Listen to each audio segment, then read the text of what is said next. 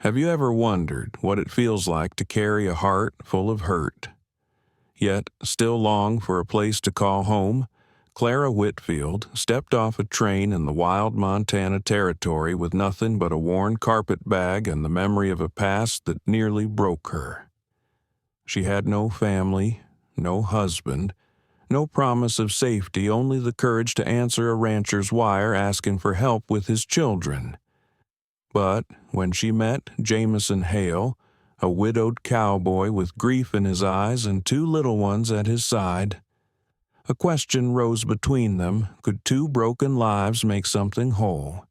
Clara had never shared a bed, never trusted a man to hold her without harm. Jameson was offering not just shelter, but the chance to belong. Would you have dared to risk your heart again after all the loss? Or would you have turned away, too afraid of being hurt once more? This is not just a story of love. It's about choosing hope when the world says you should give up. Stay with us as we journey into a tale of second chances on the untamed frontier. Before we begin, don't forget to like, share, and subscribe to our channel so you never miss another story like this. Montana Territory, late summer of 1879. The train squealed to a stop at Red Butte Station, its engine breathing steam into the hot, dry air. Clara Whitfield stepped down onto the platform with a worn carpet bag clutched tight, her stomach tied in knots. She had never been this far from Missouri, never traveled without kin, and she certainly had never lain beside a man in her life. She reminded herself she hadn't come west for romance or folly. She had come for work, for bread on the table, for the faint hope of starting over. A wire had reached her weeks before, a rancher seeking help with two young children. The message was brief, no more than a name, a direction, and the promise of wages. Clara had no one left to keep her, no husband, no family that still lived. So she had answered. Lifting her chin, she walked toward the hitching post where a tall figure waited beside a bay horse. His shirt sleeves were rolled, his skin bronzed from the sun. The brim of his hat shadowed his eyes, but he held himself with a quiet steadiness that made her hesitate. "You Clara Whitfield?" he asked. She gave a small nod. "Jameson Hale," he said, tipping his hat. "You took my telegram." Clara looked up, surprised at the sharp lines of his face, the dark hair curling against his collar, the gray stone look in his eyes. Handsome, yes, but wearied in a way that went deeper than muscle and bone. "You wrote that you had children," she said softly. "I do. Their ma passed 2 winters back. I've been doing my best with the ranch and the little ones, but truth is, I'm failing at both." Clara did not pry further. She had seen that kind of grief before, heavy as iron in a man's gaze. He helped her mount and tied her bag to the saddle. "You know how to ride, not much." He gave a low chuckle. "Then best hold tight." They rode out of town, the land open and wide, sky stretching forever above them. As the sun dipped, the ranch came into view, a plain log house, a small barn, and pasture rolling away like a painted backdrop.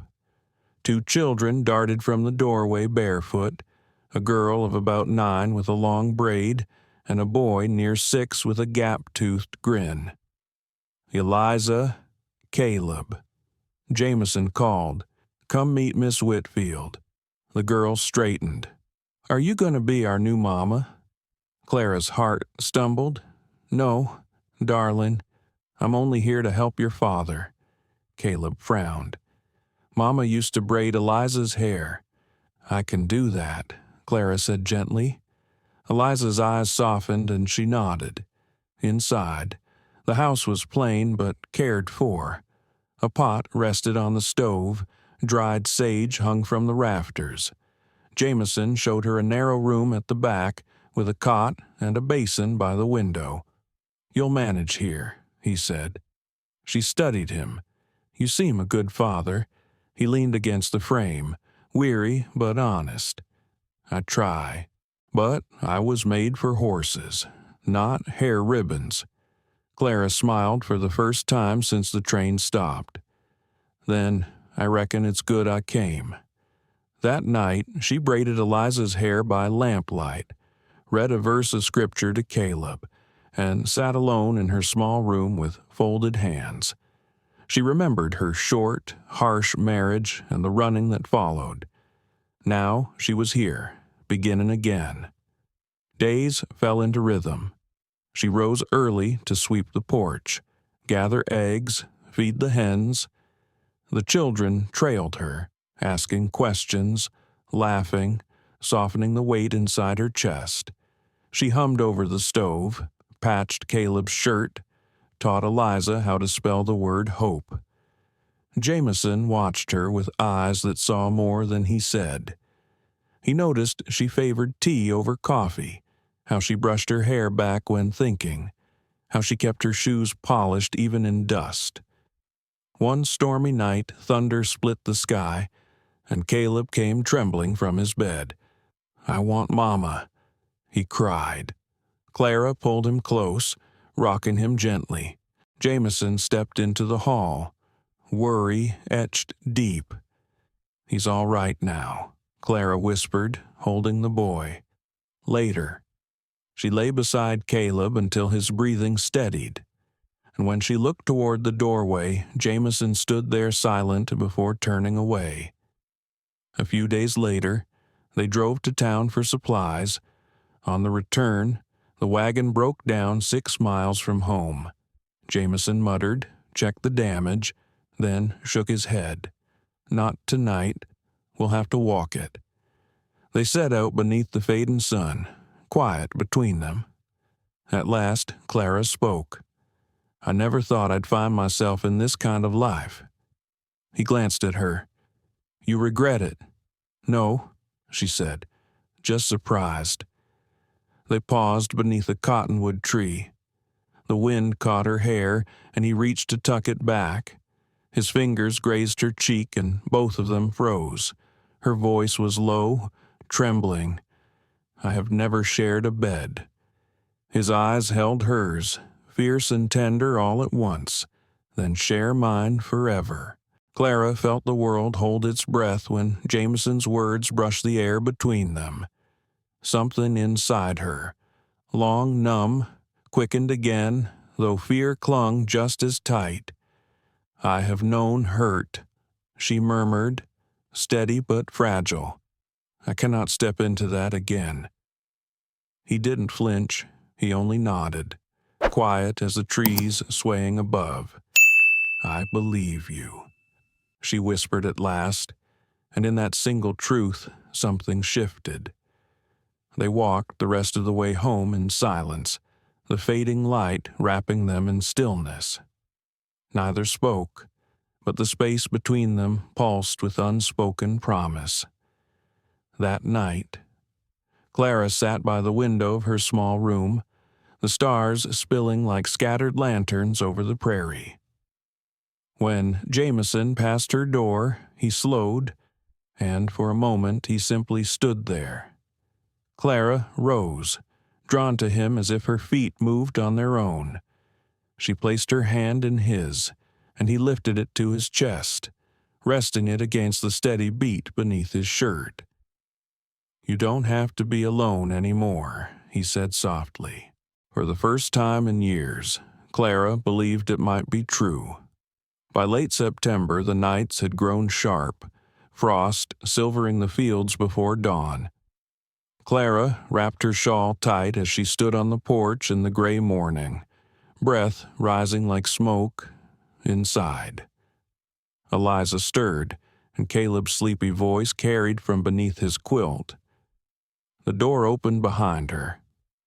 "You'll freeze yourself," Jameson said, fastening his cuff as he joined her.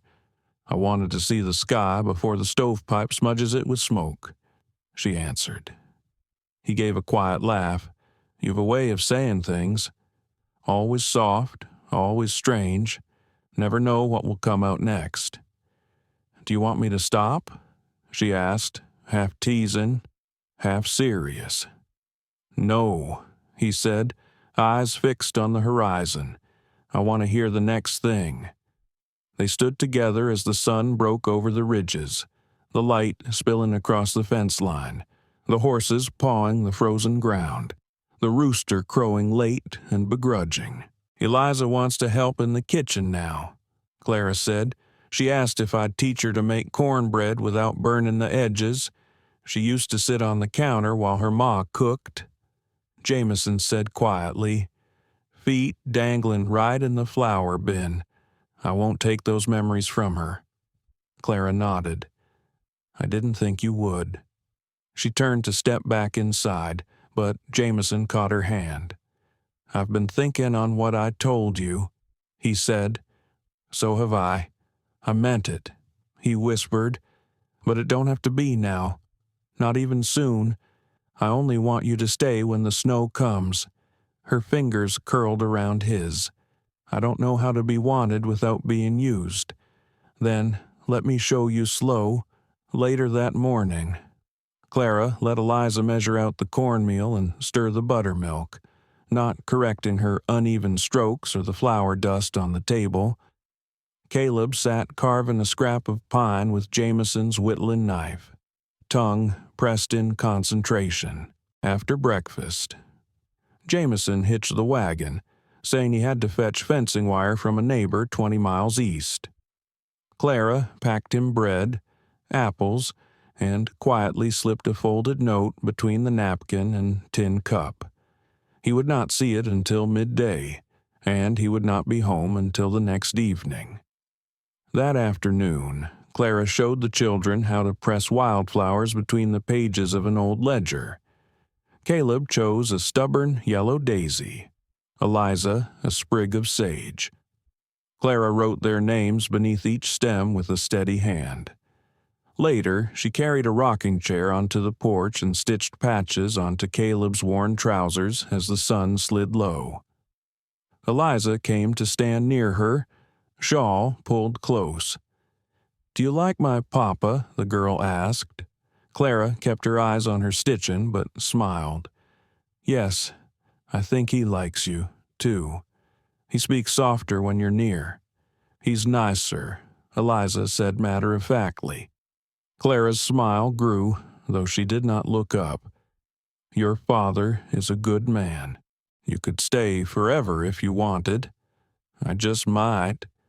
The child nodded as if that was all that needed saying. By the time Jameson returned, the first true snow had dusted the ridges.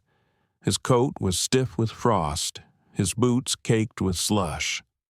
"Clara," he called as he stomped at the threshold. "You're late," she said, stepping out with her apron still damp from washing. Got stuck behind a cattle drive. Lost near an hour. "You find the note?" she asked, cheeks pink from the cold. He blinked.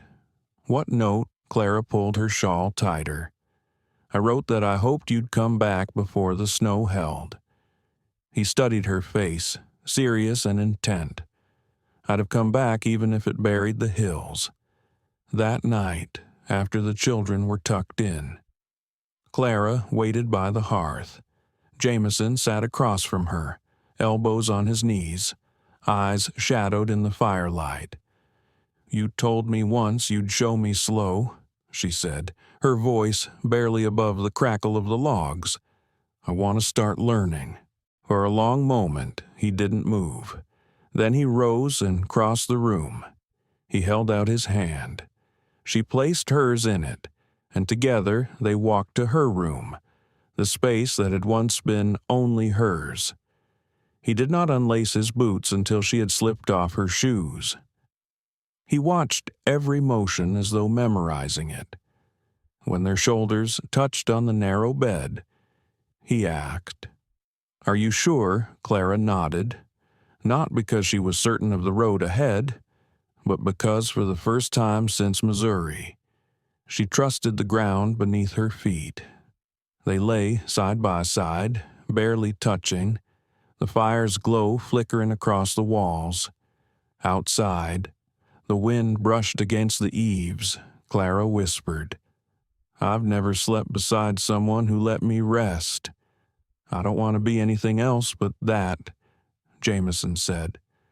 She closed her eyes, and for the first time in years she slept through the night without fear. By mid-October, mornings cut sharper through wool sleeves, the wood pile shrinking faster than Jameson liked. He rose before daylight to split more logs, frost crunching under his boots. Clara sometimes stood at the kitchen window while stirring mush for the children, watching him work. She found herself liking the rhythm of his presence, the sound of his boots on the steps, the way he wiped his hands before lifting a child or brushing her shoulder. She had not gone back to her small room since that night. Clara never said it aloud, but she found herself watching the rhythm of Jameson's work, the way he moved across the yard with steady purpose, never rushed, never wavering, built for the long haul rather than the sprint. She had grown used to the sound of his boots hitting the porch steps at the end of the day, and to the small habits how he always brushed the dust from his palms before lifting one of the children or touching her shoulder. Weeks had passed, and she had not once returned to the narrow bed in the back room. One morning, Eliza sat at the table, smoothing her doll's tangled hair with an old bone comb. Caleb counted dried beans into a tin cup with grave concentration. "I saw a fox by the fence," Eliza announced. Its face was white, and its tail bent crooked. "Did it see you?" Clara asked. It stopped and looked like it was thinking. The girl said, "Maybe it was a spirit." Caleb offered. "Spirits have wings," Eliza said confidently. "Not if they're foxes." He shot back. Clara leaned down and kissed the top of Caleb's head. "Spirit or not, you don't cross the fence without your father or me. Wild things grow hungry once the cold sets in." That afternoon, Jameson rode out to help a neighbor move cattle before the trails froze shut. He would not be back until dark.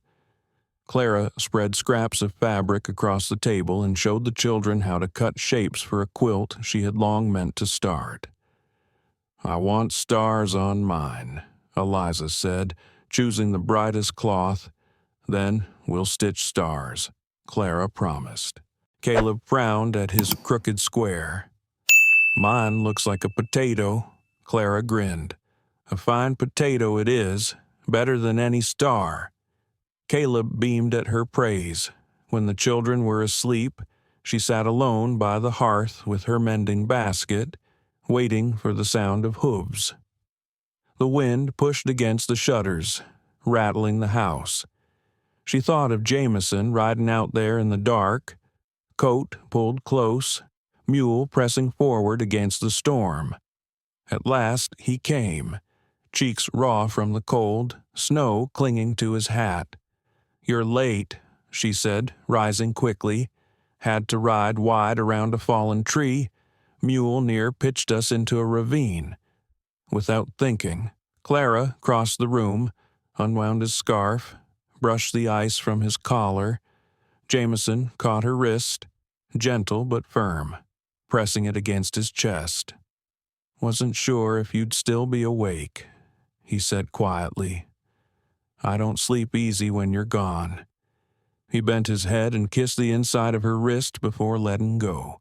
Later, as they lay side by side, Clara whispered, "Do you ever think of leaving this land?" Jameson propped himself on an elbow, studying her face. "Leave what for?" "I don't know. I've never stayed anywhere long enough to imagine what it means to stay. I only wonder what it feels like to belong someplace on purpose." "You already do," he said. "You belong here because you chose it." She traced a seam in the quilt. "If winter breaks us, we'll endure. If spring brings fire, we'll endure that too. But what if it's me that falters? He studied her, the firelight glinting in his eyes. Then I'll help you mend what's broken. She pressed closer beneath his arm, knowing in her bones that a man like him would never ask her to be less than she was. The next morning she woke before the children. The fire had burned low, the air sharp in her lungs, but Jameson's hand was still wrapped around hers. She lay still, listening to the wind scrape against the walls, marveling at how she had found herself in a bed that felt like refuge. She rose quietly, lit the stove, and set the kettle to boil. She did not sing or speak, only moved through the kitchen with practiced calm. As she reached for the flour tin, something caught her eye, a folded paper tucked under the edge of the ledger. She opened it, a land deed, creased with years, and her name written alongside his in steady ink. "You did this," she said when Jameson entered, his hair damp from the pump, shirt hanging open at the collar. He nodded. "It's your home, too." She held the paper to her chest. "You didn't ask. I figured you'd earned it long before you said yes to me." She stepped close, voice low. "Then I'll stay through the winter. Stay through spring, too," he asked with a half-smile. Her hand rose to his jaw, tender, "Through everything."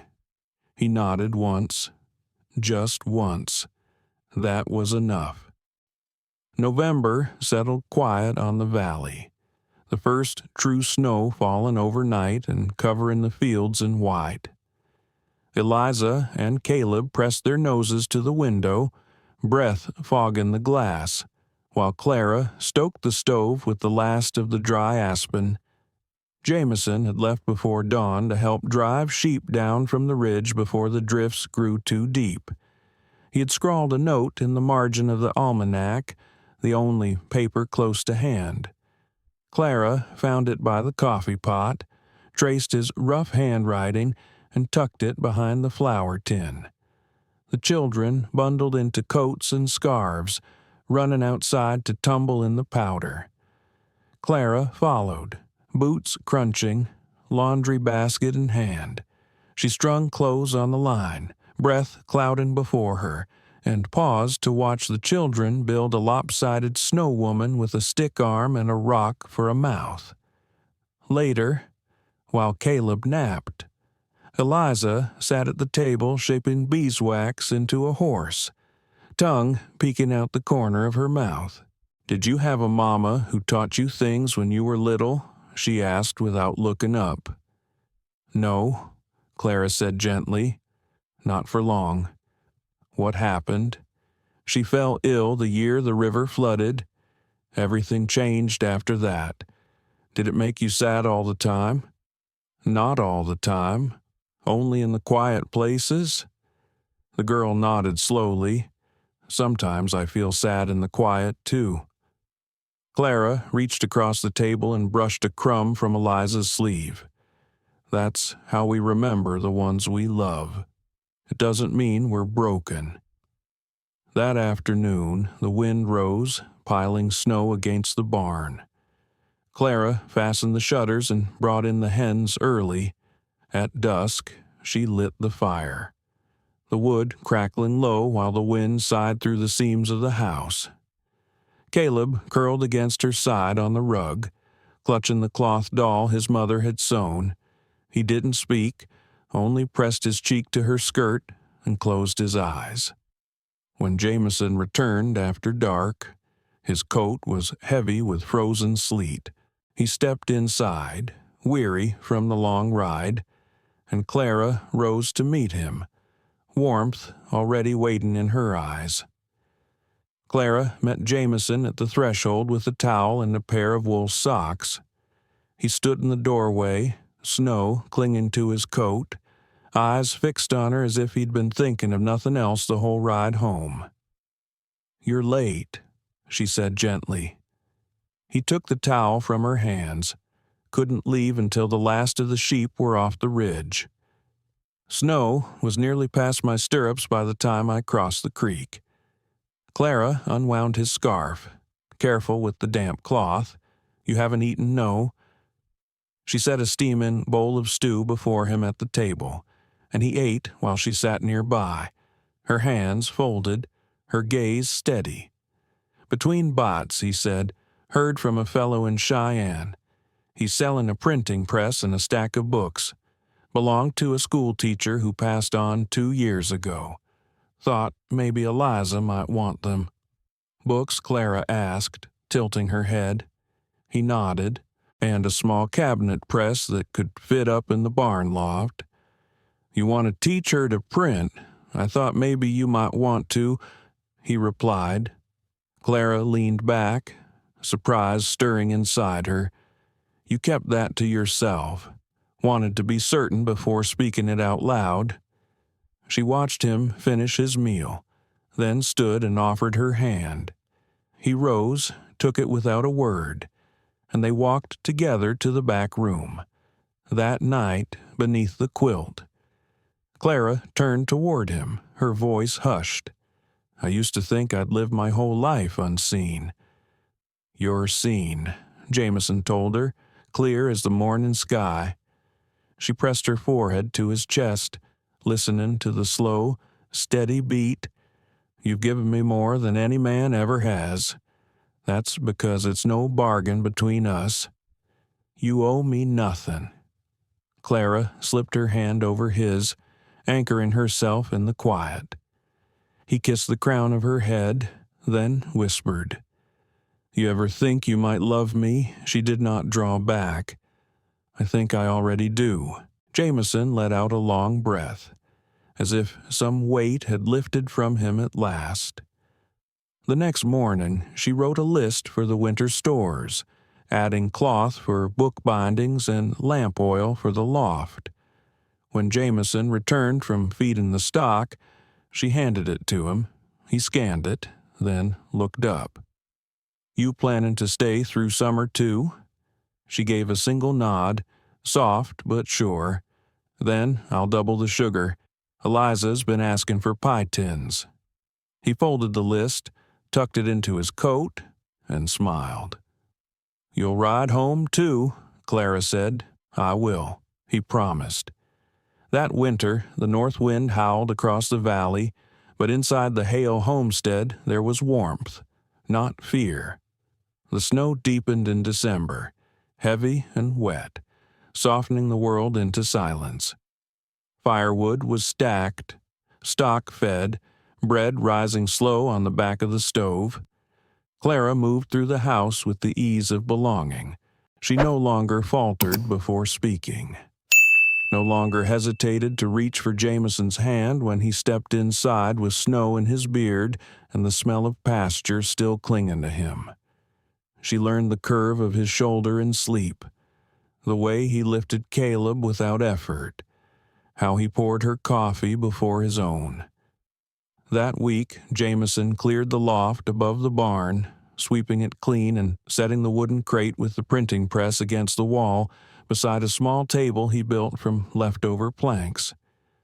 Clara ran her fingertips over the ironwork. Reverent. I was 13 the first time I saw one, she said softly. My uncle printed town notices and wedding cards. I used to sneak into his shop and press the letters into my palm. You never thought to take it up, Jameson asked. There was never time, and no one asked if I wanted to. He studied her with a steady gaze. I'm asking now. Clara met his eyes. Then I'll learn. Each afternoon. After lessons. Eliza climbed the ladder to the loft and helped set type. Her fingers grew black with ink, and she laughed when her first attempt printed backward. Clara showed her how to space the lines, how to press the plate evenly. Caleb, too small to reach the table, sat on a hay bale, reading aloud from the primer while they worked. One evening, as the wind rattled the barn doors, Jameson climbed up and handed Clara a folded paper. What's this? She asked. Something I wrote down last night. Thought you might print it." She unfolded it, reading a short verse about the sound of boots on pine floors and how love could dwell in the quiet. "You wrote this?" she asked, her voice touched with awe. He nodded. "Didn't say I was proud of it." "I am," she told him, and set it to print. When the ink dried, she placed it back in his hand. He slipped it into his pocket without a word, kissed her temple, and climbed down the ladder. That night, after the children had gone to sleep, Clara pulled a canvas bag from beneath the bed. Inside lay a piece of blue cotton scattered with tiny ivory flowers, fabric she had kept untouched since before her first marriage. "I saved this for a time when I felt sure," she said, holding it up. Jameson sat at the edge of the bed, watching her. "And you feel that now I do. You want to wear it for something." His voice was careful. "I want to wear it when we speak vows." He did not blink. "You asking me, I'm telling you I'm ready." He stood, took her hands in his. "Then we'll speak them come spring, when the creek runs again. I don't need a preacher, nor do I. Just you, the children, and the land that gave us back our lives." Clara folded into his chest, voice muffled against him. "You've given me more than anyone ever has." He rested his chin on her hair. "And you gave me back something I thought long gone." By March, the snow began to melt down the hillsides, sap rising in the cottonwoods, chickens laying more regular. The land whispered of change, and Clara knew their spring would carry more than the promise of thaw. By early spring, Caleb lost his second tooth. He dug a small hole by the porch and buried it there, saying he wanted it close to home. Eliza, brimming with pride, brought Clara a story she had written about a fox who built a house of pine cones and taught the meadow birds to sing. Clara helped her set the type in the loft and print it, the ink smudging Eliza's fingertips. On the first warm day, Jameson stood in the pasture with Clara, the sun sliding gold across the damp earth. The children picked wild violets and tucked them into Clara's braid. She wore the blue cotton dress she had saved, and Jameson wore the same old coat he had owned long before she arrived, its sleeves patched carefully by her hand. They stood in a circle, just the four of them, and spoke their promises plain. No preacher, no rehearsed words, only what weighed true in their hearts. Jameson said, "I'll keep you safe and never ask you to be less than you are." Clara answered, "I'll walk beside you as long as the road will stretch." Eliza clasped both their hands and declared, "Now we're a family." Caleb, his cheeks streaked with dirt, shouted, "Forever." Later that night, when Eliza had curled at the foot of the bed and Caleb snored softly on a cot near the stove, Clara sat with Jameson on the porch. They wrapped themselves in a quilt as the moon rose slow and full above the ridge. "You ever think about where you might have ended up if you hadn't sent that wire?" she asked. Jameson rested his arm around her shoulders. "I reckon I would have kept on, but it wouldn't have been living." Clara leaned against him. "I used to believe love was something I couldn't hold." He tilted his head down. "You're holding it now." She looked at him, eyes steady, "and I won't let it go." Years drifted by, and folks around Red Butte spoke of the Hale homestead in a different way than most places. Neighbors said the gates never stuck, that the smell of ink from the barn carried on the breeze, and that the children raised there grew up speaking plain and kind. Eliza became a teacher, her voice strong and her patience long. Caleb took to the printing press, setting type for wedding notices, birth announcements, and, later, a small book of stories Eliza had written. They bound it in cloth and handed a copy to every child in the valley. Jameson never left the land. He added an extra room to the house when grandchildren came, and on the windowsill he kept a carved wooden fox in memory of the bedtime tale that had once made his daughter laugh. And every spring morning, Clara rose early, brewed the coffee, and stood on the porch waiting for the sky to lighten over the hills. Jameson joined her. Always. He never spoke of the pain that had come before, and she never asked. They had already carried the hardest years. What remained was theirs to tend steady days, quiet nights, a life rooted deep. Together they grew old, with no fear, no doubt, and no more running. The story of Clara and Jameson reminds us that love is not about perfection, but about presence. Both came into each other's lives carrying heavy burdens, loss, fear, loneliness, but they chose to keep walking forward together. For those of us who have lived long enough to know sorrow, their story is a gentle truth. Healing often comes not in grand gestures, but in quiet moments of trust. We see how Clara, who once believed she would never be seen or safe, found comfort in a man who never asked her to be smaller than she was, and Jameson, who had nearly surrendered to a life of mere survival, discovered that love could make the land and the house feel like more than duty. It could feel like home. For anyone who has lost, who has doubted whether joy can return, this story offers a reminder it is never too late to start again. Love is not only for the young. It belongs to anyone brave enough to believe that companionship, kindness, and loyalty can grow even in the harshest seasons. Thank you so much for spending your time with us and walking through this story of love, hope, and second chances. If it touched your heart, please give this video a like, share it with someone who needs a reminder of love's power, and subscribe to our channel so you won't miss the next journey we share. Your support means the world to us.